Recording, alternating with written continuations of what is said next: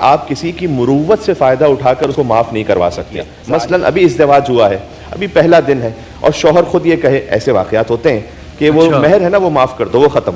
اب وہ بیچاری اس کو اپنا گھر چلانا ہے, وہ اگر سامنے سے پلٹ کر یہ کہے کہ نہیں میں تو چاہتی ہوں مہر, تو پہلے ہی دن گھر میں جھگڑا ہو جائے گا اور پہلے ہی دن فساد شروع ہو جائے گا. وہ اپنا خاندان بچانا چاہتی ہے, اپنی فیملی لائف بچانا چاہتی ہے, اس نے کہہ دیا کہ یہ معافی نہیں ہے, یہ قابل قبول نہیں ہے. دل سے معاف کرنا, دل سے آپ کو پتا ہو. میں ایک مثال دیتا ہوں, میں آپ فرض کیجیے آپ نے کوئی رسٹ واچ پہنی تھی, میں نے کہا بڑی اچھی لگ رہی ہے, دکھائیے گا تو صحیح مجھے, اور میں نے مروت کا فائدہ اٹھاتے ہوئے سامنے والا شخص یہ کہے کہ جناب اب کیا علامہ صاحب سے کہیں کہ میرا تحفہ ہے میں نہیں, کام کا فائدہ اٹھاتے ہوئے لے لیا وہ.